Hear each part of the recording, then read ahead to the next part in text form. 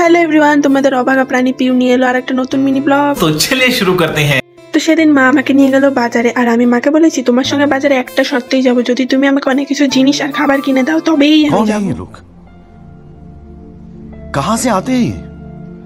তো মা বললো হ্যাঁ চ না, কিনে দেবো। তো আমরা দুজনে ফার্স্টে গেলাম একটা ওষুধের দোকানে, কারণ মায়ের সেখানে কিছু ওষুধ নেওয়ার ছিল। তো আমার মুখের হাসিটা দেখো গাইস, আর এটা কিন্তু আমাদের আশ্রম, মানে যেটা আমাদের বাজারেই আছে। আর গাইস মায়েদের সাথে বাজার যাওয়া মানেই মারা তো হাতা খুন্তি কিনবেই, আর এখানে গাইস 1000 টাকার জিনিস শুনে আমি মাকে বললাম মা আমি সংসার করব কি করে, এত জিনিসের দাম বেড়ে যাচ্ছে। তো মা আমাকে বলছে চুপ, আগে ভালো করে পড়াশোনা কর। पढ़ाई लिखाई में ध्यान लगाओ, IAS बनो और देश को संभालो। তো এত জিনিসপত্র কিনে মায়ের টাকা শেষ হয়ে গেছে, আর মা শুধু আমাকে কিনে দিল মোমো, তাও 2 প্লেট মোমো। যাই হোক তাতেই আমি খুশি হয়ে গেছি মোমো পেয়ে। তারপর চলে গেলাম বাড়িতে, আর আমি ভাবছি কখন গিয়ে খাবো। তারপর বাড়ি পৌঁছে আগে ড্রেস ফ্রেস না ছেড়েই আগে খেতে বসলাম। খাওয়া ইজ ম্যান্ডেটরি, খাওয়া আগে খেতে হবে।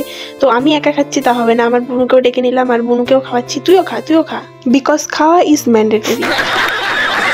তো পেট পুজো করে আমরা দুজনেই তো খুব হ্যাপি, কিন্তু গাইস আমার দুঃখের কথা তোমরা কেউ আমার চ্যানেলটাকে সাবস্ক্রাইব করছো না।